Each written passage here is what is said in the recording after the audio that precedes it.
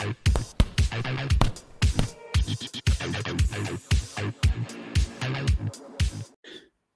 boxing fans around the world. Thanks for joining me once again here on Talk and Fight for another episode of Boxing News Today.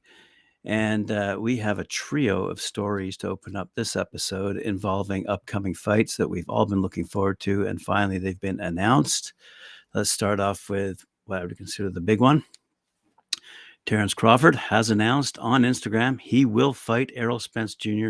on July 29th in Las Vegas. The American rivals will face off for the undisputed welterweight championship in one of the most highly anticipated contests since Floyd Mayweather Jr. clash with Manny Pacquiao back in 2015. Crawford said, "The wait is over. It's game time. Errol Spence Jr., Terence Crawford, June 29th, Las Vegas, Nevada. Everyone come out, show support, and watch me fry this fish." Good for him. In other news, in the heavyweight division, seeing that needs still to be a little bit uncluttered, we're going to see Alexander Usyk take on Daniel Dubois in Poland this August, it seems. His promoter, Alex Krychuk, has announced we won the bid and now working to stage the fight in Poland on August 12th, which he said via Instagram.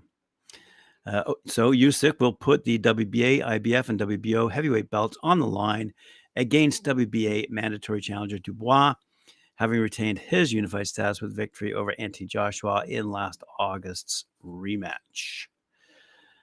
And it'll be interesting to see what happens to Tyson Fury, because if you remember the other day, I mentioned he might go down under for his next fight. But that all might be leading up to our big December 4-person heavyweight clash in Saudi Arabia. But in the meantime, the third story I want to report on involves Artur Beterbiev, and he will face a British opponent for the second consecutive fight.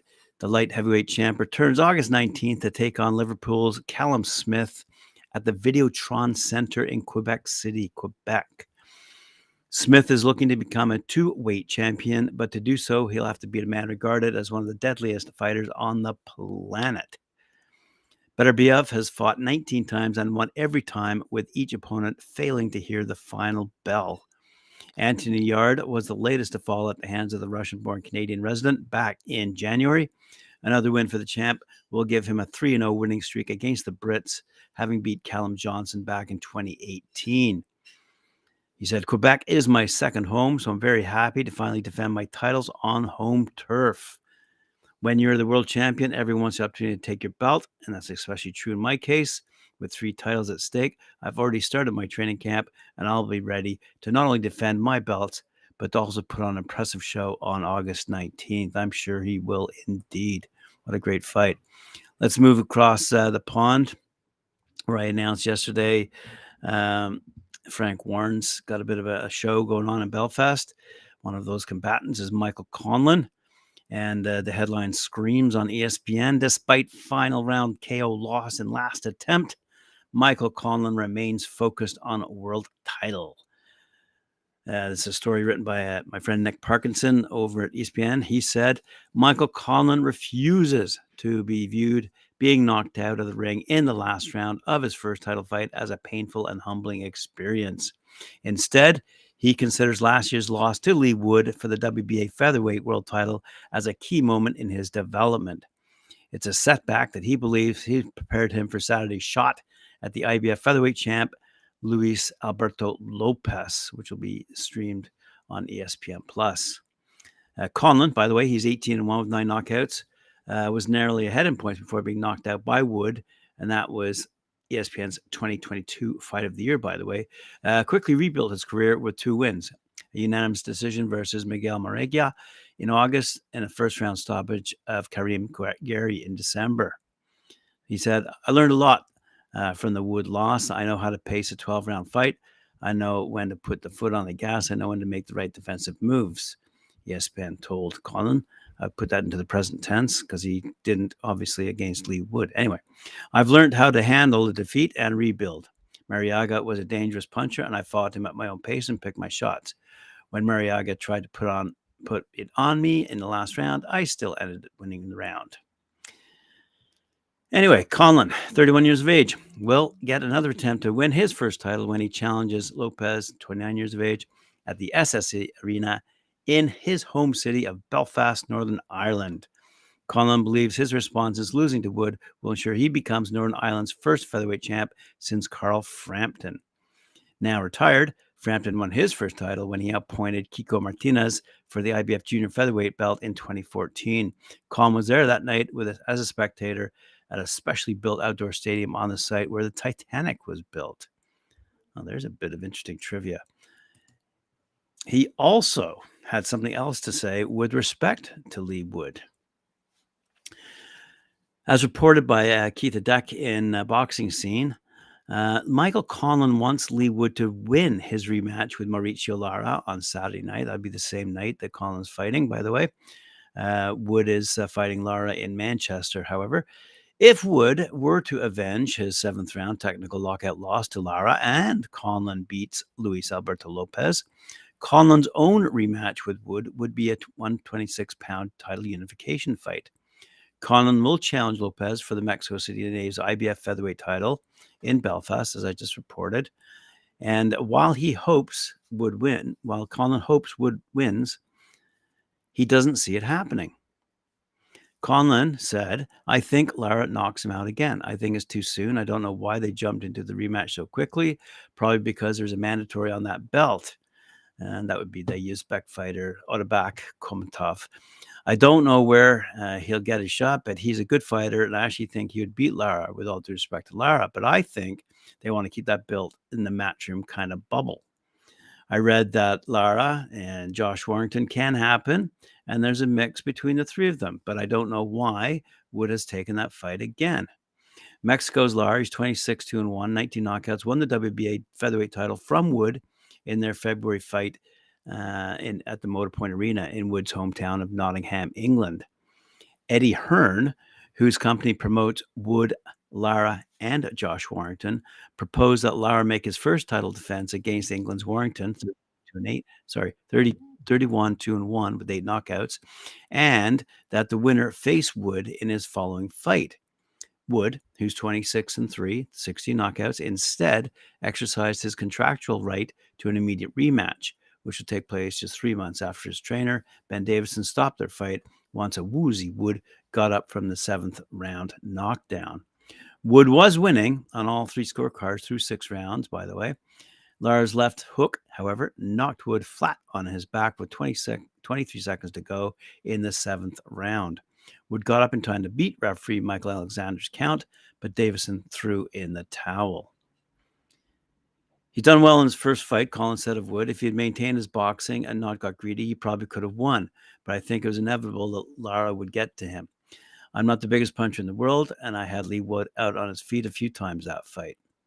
But he's ballsy, he's tough, and he's determined, and he can bite down on his gum shield and keep going. So you've got to give him credit. But I think the stoppage was correct at the time. Ben Davison threw the towel in because, Lara's a devastating puncher, and I think if he landed a few more, it could have done serious damage on Lee. Wood knocked out Conlon in the 12th round of a brutal battle that won numerous Fight of the Year awards in 2022, by the way. Conlon dropped Wood in the first round of their March 22 bout at Motor Point Arena, but Wood recovered, came back to send Conlon to the canvas in the 11th round, and knocked him out of the ring in the 12th round. He's had 2 fights back-to-back with me and Lara where he's been concussed bad, said Conlon, who has won back-to-back bouts against Miguel Mariaga and Karim Kroufi since Wood knocked him out. In my fight, he said, probably worse because he got concussed so many times during that fight. With the Lara fight, he probably got a bit of a concussion from the second round when he was getting rocked all over the joint. And the one where he got knocked out with, that was another concussive shot. This is a dangerous game, dangerous game. And that's why I respect everybody in boxing. Your life is on the line every time we're in that ring. So the Lara and Wood rematch is going to be streamed on DAZN. Go figure. They are partners with Matchroom as a main event worldwide from the AO Arena. And the streaming service coverage of the undercard is scheduled to begin at 7 p.m., by the way. The main event between Lopez and Conlon, by the way, will be broadcast by BT Sport, United Kingdom and Ireland, and streamed on ESPN Plus. I noted in that last story over in the US and hopefully Canada. Alrighty, let's move along to Josh Taylor. Also, as we're being reported by Boxing Scene, Keith Idek again, he's on it. Josh Taylor doesn't think 3 American judges gave him enough credit for his performance against Jose Ramirez in Taylor's last fight in the United States. The Scottish southpaw is therefore hopeful that 3 American judges aren't assigned to score his upcoming 12-round, 140-pound championship bout against Teofimo Lopez.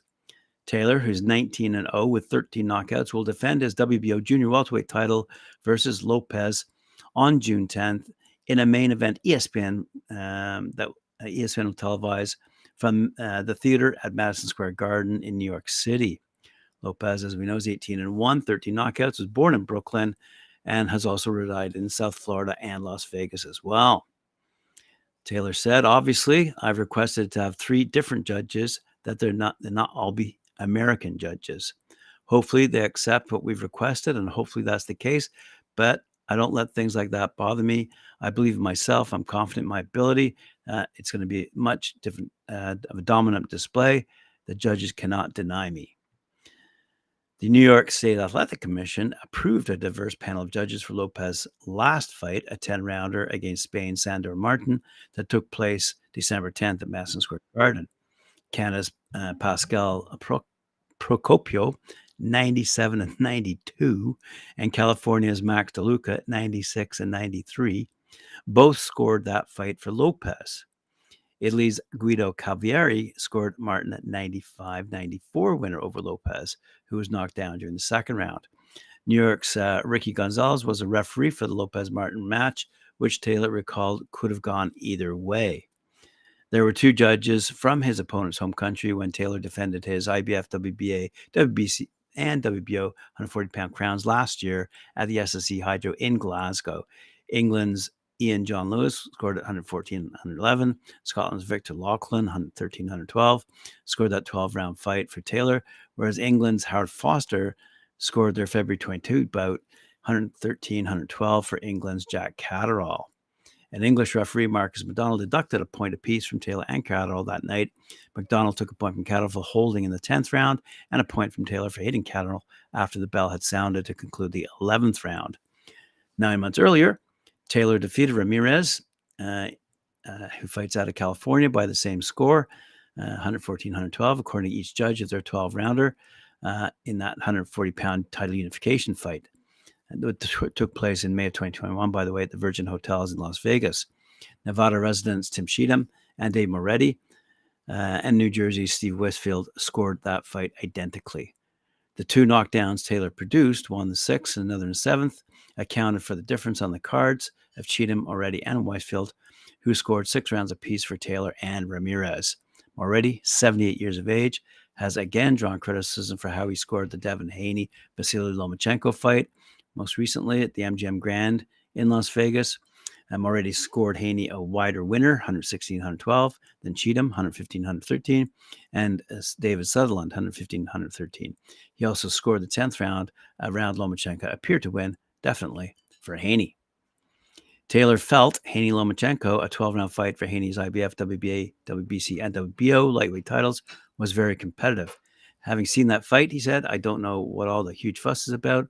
The Lomachenko fight, I think it was a fight that could have gone either way. Alrighty, let's move along quickly to conclude the show.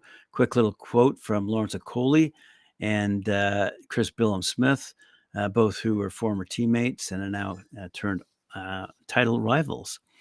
And they faced off in Bournemouth today, I guess at a media scrum. Bournemouth, England, because they're going to be fighting for the WBO Cruiserweight Championship at the Vitality Stadium in Bournemouth, England this weekend. Okoli said, I'm coming to make an extremely big statement. I'm my own man on my own journey, and there's stuff that I want, that I need. I'm ready to fight for it. I've shown time and time again I'm ready to take the risk and do what needs to be done. I can say it, I'm in amazing shape. I'm coming to do the job. Mr. Billum-Smith, for his part, said, any fight against Lawrence is dangerous because he can punch and he's got long levers, so you have to take educated risks, and you got to work really hard to get the shots off you need to. That's what we've been doing the whole time. I don't expect him to stand there and trade with me. He knows he can't do that. I imagine he's going to try to keep it long and move his feet. The hard thing with Lawrence is getting in position, so we know what we've got to do. Finally, to conclude the show, I just want to drop off some good news. Oscar De La Hoya has donated $30,000 at a press conference that was held most recently in California to benefit local boxers in the Coachella Valley. The donation was accepted by Lee Espinoza on behalf of the Lee Espinoza Boxing Club. And that is courtesy of a Golden Boy tweet that I thought was pretty good news.